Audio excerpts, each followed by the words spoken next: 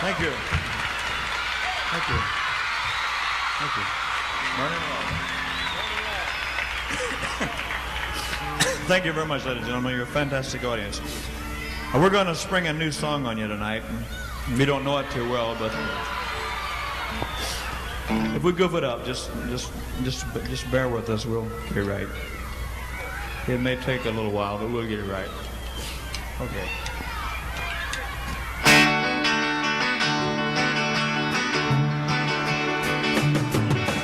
Lord Almighty, I feel my temperature rising. Higher, higher, it's burning through to my soul.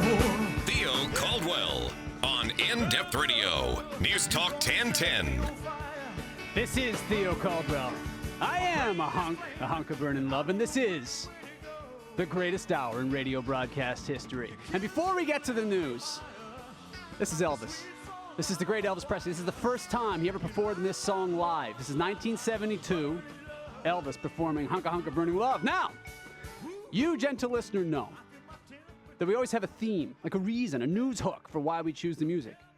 Now, Elvis is tonight's theme. And I'll tell you straight up, I don't have a lot of use for Elvis. Like I don't think Elvis, wherever he may be, cares much what I think of him, but I've never much enjoyed Elvis. But this, I mean, try not to move while you listen to this number, eh? First time I did it live.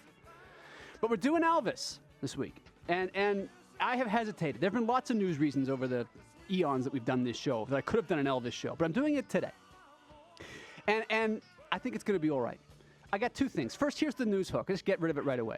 Sunday, this past Sunday, was the 38th anniversary of Elvis's death. Or was it? Right? So because of that, of all the times I haven't done an Elvis show, we're doing an Elvis show. That's the key. And the other thing is this. I know all the stuff about how Elvis, and we did a show a while back about great bands, Led Zeppelin, Pink Floyd, The Who, Rolling Stone. I know that Elvis is a pioneer in the music industry, right? Now, you can give me the whole dialectic, how if it weren't for Elvis, you wouldn't have the this and the that, and you wouldn't even get all the way to the Nine Inch Nails, and then you wouldn't have any of them. Fine. I just don't enjoy Elvis's music. I enjoy it more than Frank Sinatra, whom I consider to be unlistenable, but I don't particularly enjoy it. However, I respect their iconic status, Sinatra and Elvis and whatever. But I remember this. I used to be a big Beatles fan way back, in that phase, when you're a kid and you're a big Beatles fan. And I remember reading an interview that John Lennon did. He was asked about Elvis and how he and the other Beatles had worshipped and admired Elvis before they came to America, and always wanted to be as big as Elvis. And the interviewer said to the Walrus, although the Walrus was Paul, anyone who's heard Glass Onion can tell you that. Anyway, the interviewer said to John Lennon, "When did you realize that you were bigger than Elvis?" Now, I read that question several times because I thought to myself, what a presumption. What a presumption on behalf of the interviewer, that the Beatles, ipso facto, were bigger than Elvis Presley. So I put it to you, gentle listener, as a leitmotif through tonight's broadcast. Text me at 71010 if you're listening live. If you're listening to the podcast, just enjoy and you're welcome. Which act do you think was bigger, Elvis Presley or the Beatles? And again, we're doing Elvis Presley tonight because it is, this past week, the 30th anniversary of his death. One other thing. When did this Elvis is alive thing become a thing? I know it became a thing way back when he supposedly died in 1978. But, is that right? No, 77. 77. But it just seems odd to me. Of all the people who've died, like nobody says John Lennon might still be alive, right? Nobody says, I don't know, Jimmy Hoffa might still be alive. But for some reason, Elvis might still be alive. Now, he isn't, by the way. Let me just end the suspense for you. I mean, I remember when Elvis was alive, but when did that become a thing? In fact, thinking about ways to avoid doing an Elvis show, because I don't particularly care for Elvis, as I've said, I almost did Ghosts, because Ghostbusters was on TV today. Lots of Bill Murray movies were on TV. Almost did Ghosts, but straight up, get it out of the way, give the man his due. Elvis is tonight's theme, and I'm asking you, who was bigger, Elvis or the Beatles? Text me at 71010. Call me if you got something really good to say about it, but honestly, right? 416-872-1010 or Star Talk, star 8255 on your mobile cellular device. Now, tons of news to get to from this past week. But before we do, don't call it a comeback. I've heard from you for the past several weeks since he was banned from the comic book store. People asking me, where is Patrick O'Neill? And I've told them two things, two crucial things. First, he is not a co-host. And second, Just be patient. Just be patient. Patrick O'Neill has a tendency to show up where you least expect him. So without further ado, my second favorite Irishman, Patrick O'Neill. Welcome back, buddy. Hey, Theo. Hey, Patrick. I don't know what you did to get yourself back, but I'm glad you're here, buddy. It was a lot of work, but I accomplished it, and I won't take it lightly. Right. Well, nor will I. And I think we also ought to give a legal disclaimer. Besides the fact that you are not a co-host, I am not a technical producer, lest anybody be confused that I know how to work all those knobs and buttons in front of you. Toronto's text me right away to say just to sing Elvis. Elvis, they say, is bigger than the Beatles. Text me at 71010, which one is better. I'm glad you're here, particularly, Patrick, because I got a lot of stuff I want to bounce off you. But I realized, as I looked at the past week's news, I got a lot of death right up front. And I don't like this. So I'm going to go quick through it, okay? Not to be disrespectful to people who died.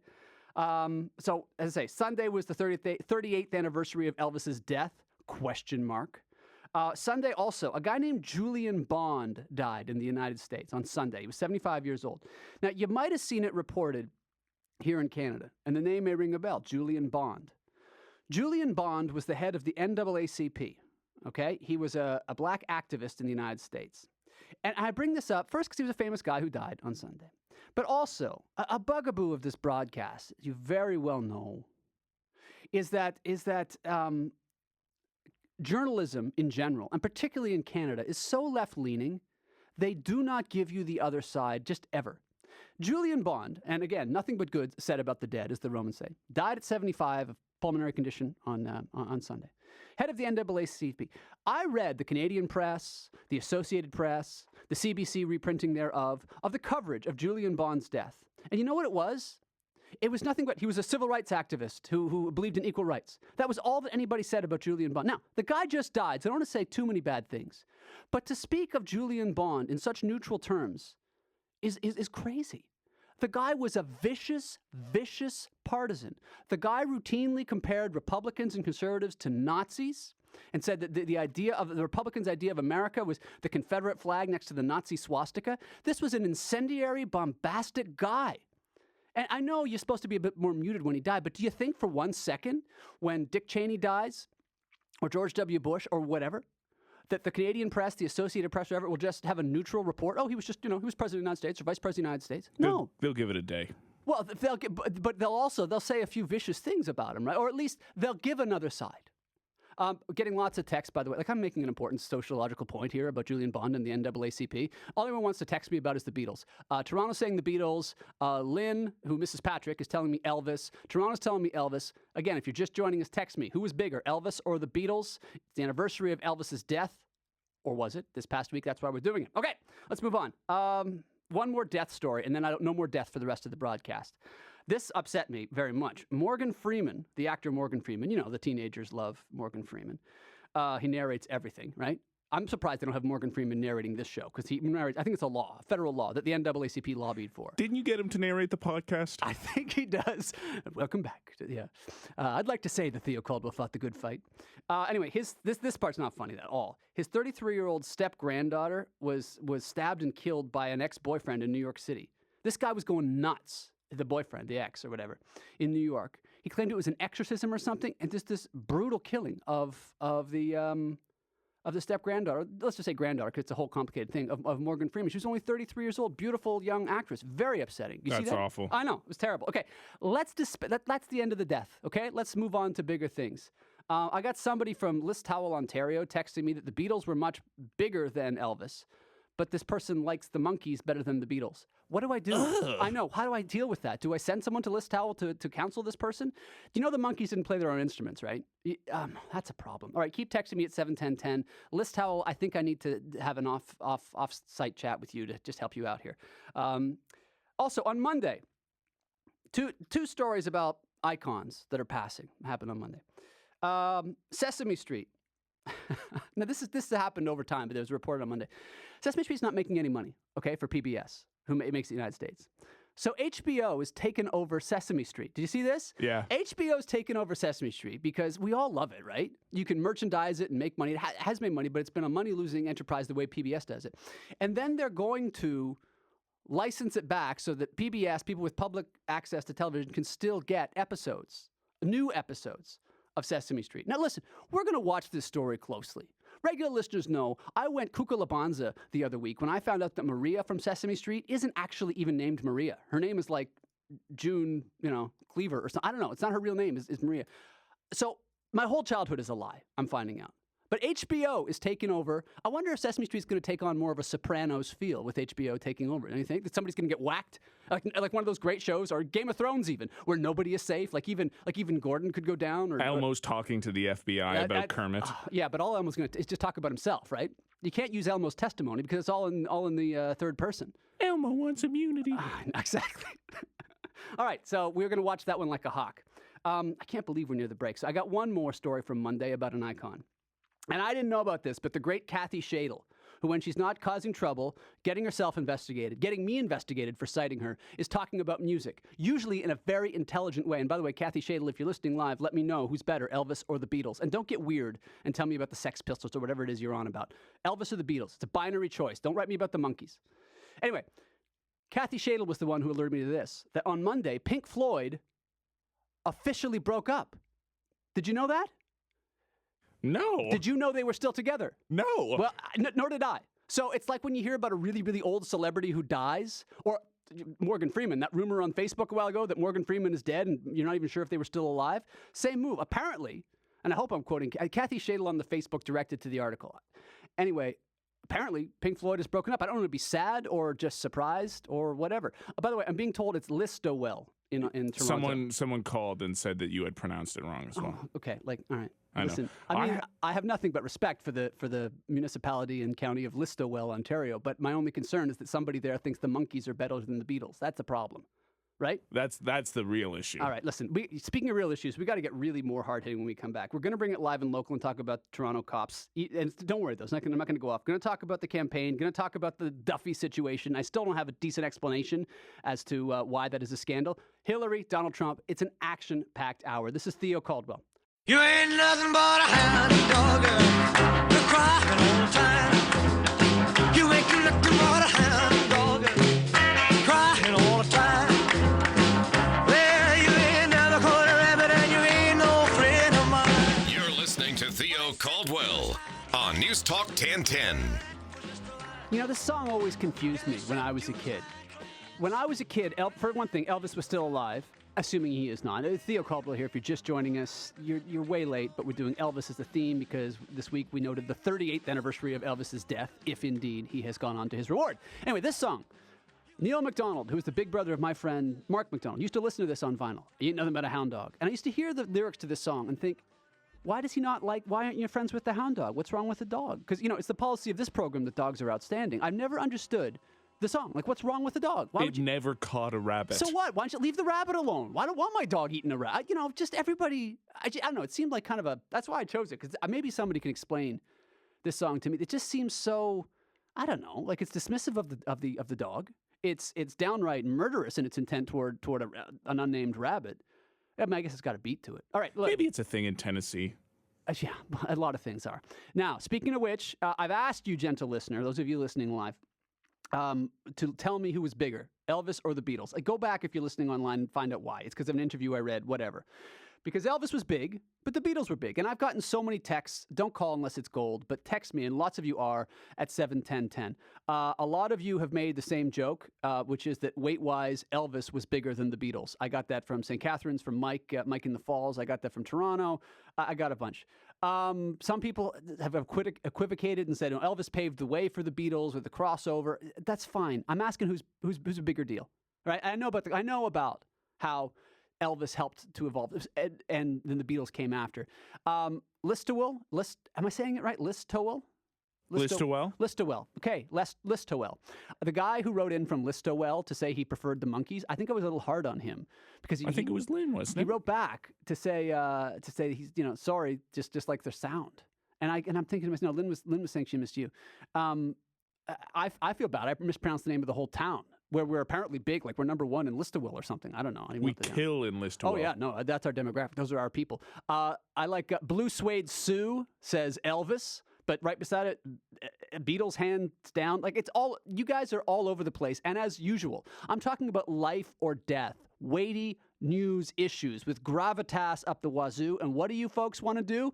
You latch on to the idiotic thing I give you. Beatles versus Elvis. And you breaking your thumbs texting me at 7:10:10. Who's bigger, Elvis and the Beatles? I'm reading all of them. I can't get you all in the air, but I'll stay late and I'll text you all back. Okay. Let's keep it up at 7:10:10. I'll keep reading them. Who's bigger, Elvis or the Beatles? Now, let's get back to the news, live and local. This past Tuesday, now I said I was going to mention the cops, but I'm not going to go off. Those of you who know, I'm not going to go off on the cops. I'm just going to mention. On Tuesday, they unveiled their so-called clown gun here in Toronto. Now, you might have heard about it on this station, seen it on TV and our affiliates. It's a gun, but they call it a clown gun because it's got a little orange thing on the tip, and the bullet goes 20% slower, and it doesn't quite kill you. I mean, when I heard clown gun, I think we all assume that it has a little flag that comes out and says bang, right? And then perpetrators, culprits, criminals are equipped with a little sign that they hold up that says yipes, right? But no, it's just a slower bullet, and it won't kill you, and that's it. And they say it's less deadly. Now, I don't want to spend too much time on this story, okay? I just want to say this. My beef with modern police is not that their weapons, well, it's partly that their weapons are too dangerous, okay? It's true. They are. I don't think they should walk around, as Mark Stein said, in the full RoboCop, dressed like soldiers. But that's not the major problem I have with modern police. It's not their weaponry. It's their attitude, okay? So that poor guy at the Vancouver airport, for example, who got killed by all the RCMP officers, they killed him with tasers. So I think when you have an attitude that I have seen, and I'm not going to get into beyond this, among police where they're going to be in charge, they need to assert their authority, they need to give lawful commands, which, by the way, they have no right to be giving commands to anybody. They enforce commands given by impartial courts. I don't care, really. I don't care that their gun is slightly less lethal. I wouldn't care what weapons they had if the attitude was to serve and protect, and I don't think it is among modern police, okay? I don't want to say any more about it. Here endeth the lesson for now. All right, let's move on. On Tuesday, again, sort of live and local. Yeah, I know you saw this, or you heard the sound here on the station. On Tuesday, a Harper supporter went nuts on reporters. Some guy, right? He went nuts on reporters over the Duffy scandal, quote unquote. Now, this guy isn't serious, right? He's not he's not like a famous guy. I mean, he's serious, but he's not like he's a serious candidate or like a member of cabinet. He's just some guy. The Toronto Star says his name is Earl Cowan. But he was unhinged. He was using profanity. He was yelling at the reporters that the Duffy scandal is not a scandal. And last episode, I asked you, gentle listener, to let me know how the so-called Duffy scandal that is covered wall to wall in the Canadian news, how it affects you. How does it matter? I said to you that journalists, we're constantly told by our editors, our producers, our program directors, you know what? Make sure that whatever you're talking about on the air affects your listener. To which I say, fine. How do journalists in Canada justify covering Mike Duffy wall to wall? And nobody has an answer. Colby Kosh wrote an excellent column to this effect in the National Post. He said, try to explain the Mike Duffy scandal in one sentence. Of course you can't, because it's nothing to it, and it's all complicated, and it's nothing. Anyway, this guy, Earl Cowan, is an older guy, started screaming basically what I've just said very calmly and very, very, very, very well at reporters and using profanity, saying they're full of this, full of that. Here's what I want to say.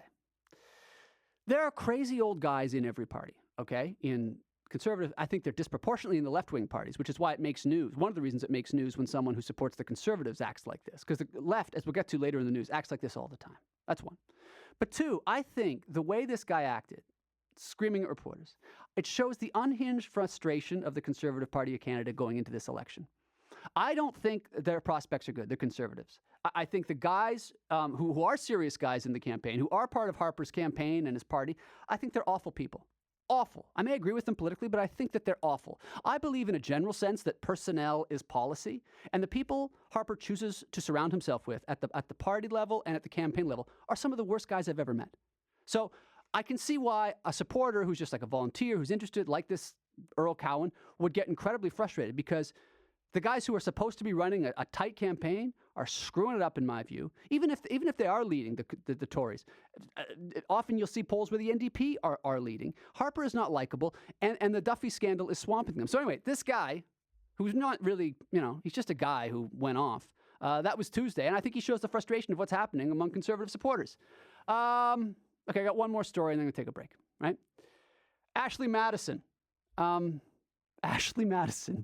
this website who's allows married people to have an affair. And what is their slogan? Life is short, have an affair. What kind of a person are you? As an entrepreneur, if you start a business and that's your motto, right? I mean, it wouldn't even be any better if you translated it into Latin. You know, life is short, have an affair. Anyway, another like million people who are clients had their data posted on the dark web. And as always, as happened last time, this affair inducing website, as the last time, disproportionate number coming from Ottawa, from Washington, D.C., lots of people working in government, not a single Bell.Media email, I notice. I don't know, I'm just joking, I'm just saying that. But that happened on was it Wednesday? Wednesday. So if, I've often say to you, gentle listener, and you, Patrick, you can't cheat an honest man, right? If you're not on the Ashley Madison website in the first place, you don't have anything to worry about, right? A little bit of morality, no extra charge. Amen. Right. Amen. Word. Preach it. All right. We'll be right back. This is Theo Caldwell.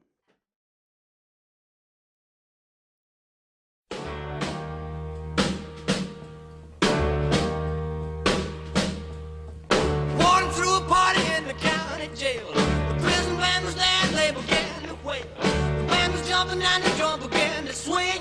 You should have heard this knocked out jailbird sing. Let it rock. Everybody let it rock. Everybody in the whole cell block was dancing to the jailhouse rock. This is Theo Caldwell on In-Depth Radio, News Talk 1010. We get asked all the time, Patrick O'Neill and I, how is it you win so many awards for your program? How is it you leave the studio drenched in accolade after each broadcast? And I tell you, gentle listener, the answer is thematics. Thematics! So here's Elvis singing Jailhouse Rock. And it's a news theme, as I've told you, because we observed the 38th anniversary of Elvis's death, if indeed he died, this past week. But Jailhouse Rock, why? Why? Yet another layer of thematics. We're going into a couple of news stories right now about people who have some serious legal trouble. One, a pitchman for a Subway, for Subway sandwich places. The other, a pretender to be president of the United States. See? Yeah. So we got, it's eclectics, it's thematics, it's Elvis. Now, listen, before I get to that, so I'm talking about Jared and Hillary, obviously. Before I get to that, I just got to deal with a bit more of this Elvis and Duffy stuff, because the text thing has gone nuts. Text me at 71010 if you're listening live. I'm asking you who's bigger, Elvis or the Beatles, and I'm getting so many answers. Mike from the Falls is a great texter, right? But the guy can be harsh. He said that the Beatles were musical revolutionaries and Elvis was a fatter Celine Dion in awful pantsuits. Oh, I know, that's harsh. The guy from Listowel has sent me like phonetically how to pronounce the name of the town, and I appreciate it. Like, I'm not making a joke. I'm just sorry. I've never been. Not to my knowledge. So Listowel, good. But it's coming fast and furious. All the texts, and it's about half and half. Who's bigger, Beatles, the Beatles or Elvis? Text me at 71010. Also, the other person who's texting is my brother. My brother's listening live, and he sticks up for Buddy Holly like they knew each other. So I'm asking, I have mentioned, I guess, but Buddy Holly's not part of this discussion. And what happens? My brother's texting away at home, Buddy Holly, because my brother, I think on some level thinks he's Buddy Holly, or at least Gary Busey.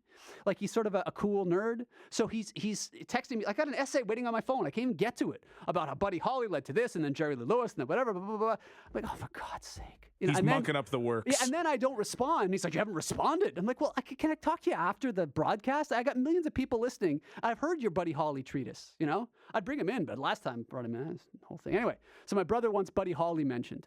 Fine, bring him up on your show. I'm asking you, who's bigger, Elvis or the Beatles? Text me at 71010. I know, Buddy Holly was great. Great, God bless him. All right, let's deal with Jared first, okay? I'm going to skip a bunch of stuff.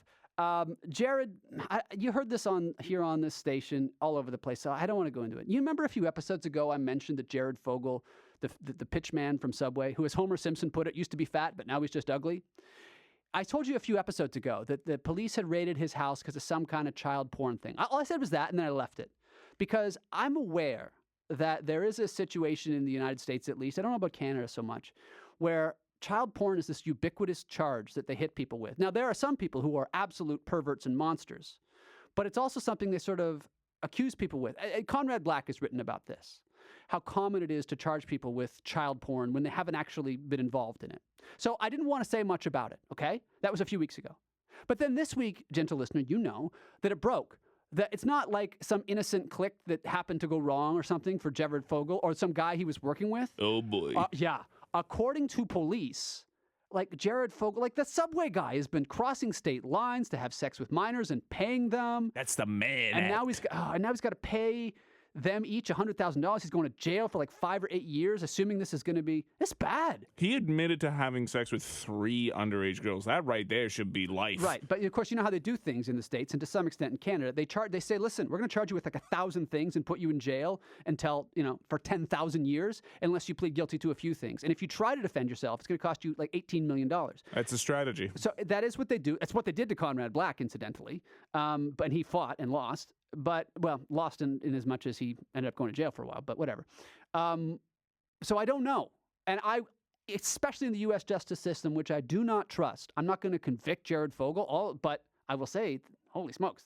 I mean, if even a fraction of what the authorities say Jared did is true, that's bad. It's the same thing as Bill Cosby. The amount he is accused of seems so overwhelming. Right. It can't work out. If he did any one of them, he's going to jail for a long time. Oh, for sure.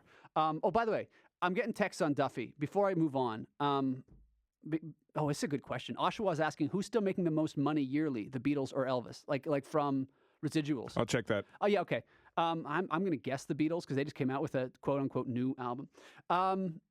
Anyway, we got lots of texts about the Duffy thing, just saying how it's not a scandal. We did that last episode, but you're making good points. Like, why someone in Toronto was saying to me, why is Duffy is on trial yet Dalton McGuinty and Kathleen Wynne are not? It's fair enough, and lots of points like that. But, last episode's on TheoCaldwell.com. Go read it. Okay, let's go to somebody else who's going to have legal trouble, I think could be real bad. Hillary Clinton. Now, last week I told you that I'm beginning to believe that Hillary Clinton not only might not be president, because I've told her I think she's one of the people most likely, I think she might not win the Democratic nomination because I told you we're going to keep following this, all right? This email scandal where she used a private server in some guy's bathroom in Colorado instead of using the proper channels when she was Secretary of State is so bad. It's so illegal. General David Petraeus had his life ruined for this. President Clinton had to pardon people who would have gone to jail for doing like a small fraction of what Hillary has done. Now, on Wednesday, Hillary Clinton had a disastrous press conference about this. She tried to joke about it. She's utterly unfunny person. She's completely unlikable. And it's really getting bad. Even on MSNBC, where they're all left-wingers, people are not supporting Hillary. So she may not get the nomination, in which case Bernie Sanders maybe, or Martin O'Malley. I think O'Malley could win a general election, which is why I put him as one of the 5 people I think could be president. I don't think Bernie Sanders could win a general election for lots of reasons I'm not going to go into here. But I do have a question for you, gentle listeners. It's the second question of the night. And keep texting me at 71010, who's bigger, Elvis or the Beatles? Lots of good answers. Here's the question. If you support Hillary Clinton, if you like Hillary Clinton, and I've said before, a lot of Canadians do because they like the idea of her. They like her in the abstract. If you do support Hillary Clinton, I want you to tell me why. You can text me at 71010. You can call me if you want. I don't want to talk too much about this, 416-872-1010 or Star Talk, star 8255. But tell me why. And I'm not being rhetorical. I'm not coming off sideways being a smart aleck. I want to know. And I followed Hillary Clinton's career since she first became prominent, since her husband began running for president in 92. I want to know why. What is it about Hillary Clinton? What has she ever done? And I'm not being snide. What has she ever done? What does she represent? And don't tell me bad stuff about the Bushes or because she's a woman. Because, what Carly Fiorina is on offer and Jeb is on the other side. Okay? So text me 71010. All right. Let's move on. I have that answer, by the way. Oh, you go ahead. The Elvis has, for all-time record sales, earned more than the Beatles. The Beatles are number 2 to number 1 Elvis. Is that true? Elvis, the most financially successful music catalog of all time. All right. Now, the question Oshawa is asking is, how about now? Like, for example, in the last year from residuals left over, right? All time, it says Elvis is number 1. Wow. What is that, Rolling Stone? What is that? No, according to RIAA, the Recording Industry of America Association. Right. Okay, that's interesting, Patrick O'Neill. Thank you for that, buddy. So at least quantifiably, according to RIAA, the answer to our question, who's bigger, Elvis or the Beatles, is Elvis. But keep texting me at 71010 and text me to tell me if you support Hillary Clinton, how come? All right, one more story before we go to break. This guy in Alberta, he was given a $543 ticket for displaying an F Harper sign in his car window, but it didn't say F, okay? He drove from Edmonton to Vancouver, this guy, and on his way back to Edmonton, he got a ticket. Now, He's planning to fight the ticket. And he says he has a right to display this F Harper, it doesn't say F, it says the whole word, in his thing. And I'm inclined to agree. This guy has a right to have that profanity in his window of his car. He's not encouraging violence, so I'd say fine. it's absolutely freedom of speech. Legal. But you know what? Just because something's legal doesn't mean you should do it. And what I'm saying to you now is this. This is why I'm not on the left. The guy's name, by the way, is Rob Wells. He's apparently a local crank. He's always upset. This is why I'm not on the left. This is why. One of the many reasons I'm not on the left, besides I don't agree with their ideas, is the way they comport themselves. I have no use for Justin Trudeau. I have no use for Tom Mulcair. I have no use for Tom Mulcair's beard. But I wouldn't dream of putting F Tom Mulcair or F Tom Mulcair's beard in my car window, driving around so that families and kids and decent people will have to look at it, right? And I mentioned this guy, this Canadian conservative supporter who went nuts at reporters this past week about the Duffy scandal. And I said it's anomalous because the right doesn't usually act that way. They don't usually go off. But the left, having an F Harper thing in your windshield, that's the way they do things. It's always personal, it's always crude, and it's always crass. So this Rob Wells out in Edmonton, I'm sure he reported on this station. He did it before, by the way. He had an F Ralph Klein sign before. I don't like that way of behaving. So even if I agreed with the ideas of the left, and I don't, if socialism works so well, people wouldn't build rafts out of trash to escape it. Hashtag Cuba. But you know what? This is why I'm not on the left. Here ends the lesson. We got one more segment, which is going to be gangbusters. This is Theo Caldwell. We'll be right back. We're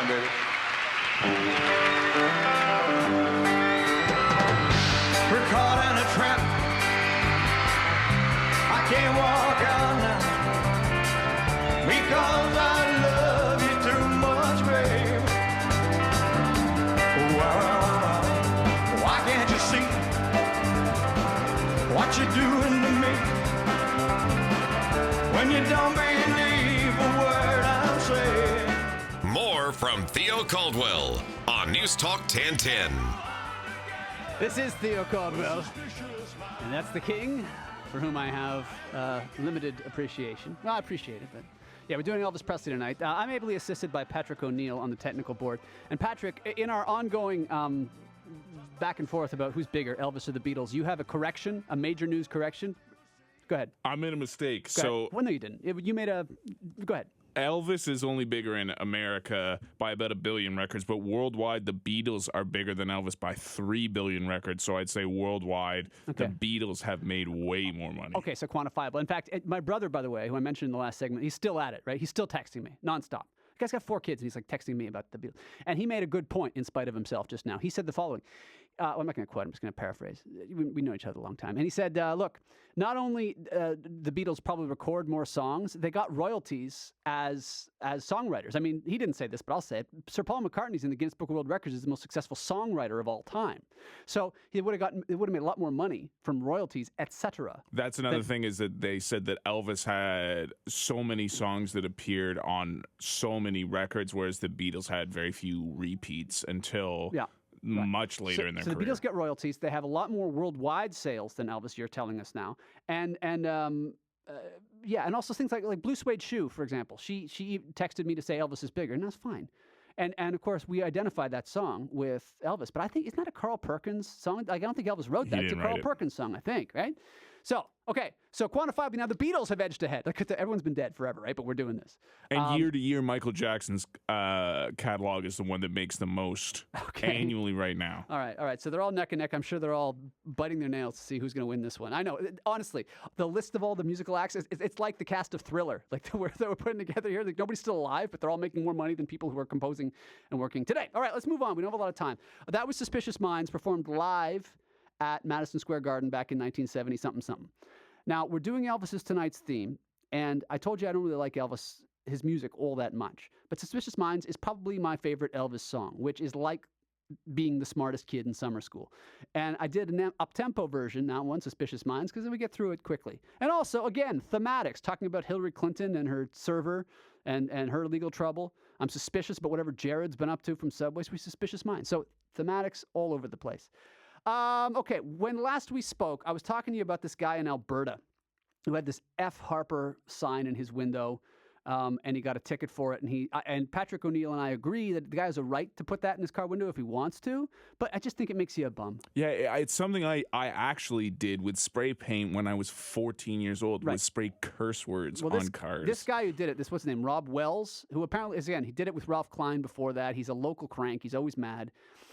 He's much older than that, okay? Like, I saw the guy's picture, and apparently he has a history with Ezra.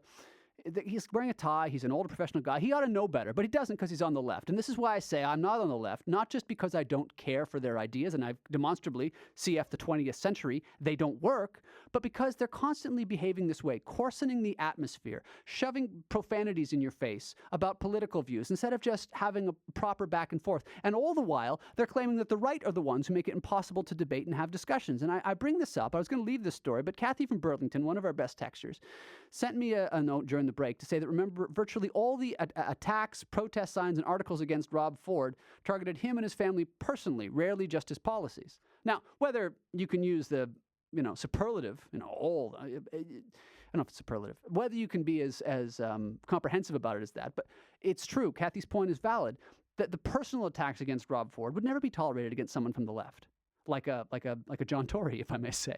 I'll say one more thing, the difference between the right and the left. We on the right generally don't personalize stuff, okay? This is the point I'm making. Now, a few years ago, I was at one of these Monk debates that Peter Monk sponsors here in Toronto, okay, where famous people with public policy views debate. That's it. And I was there with my buddy Steve Paikin from TV Ontario, whom, as you all know, began his career as Pokeroo on Polka Dot Door. And now he hosts The Agenda, the flagship current affairs show on TV Ontario. Anyway, afterward, we went backstage to where I think it was Newt Gingrich and Paul Krugman, who's if you don't know Paul Krugman, he's a hard left columnist for the New York Times, Princeton economics professor, and he's also won a Nobel Prize in economics, okay? But he's hard left, vicious, partisan, hard left, nasty piece of work. But you know something? He's Professor Krugman. You can go say hello.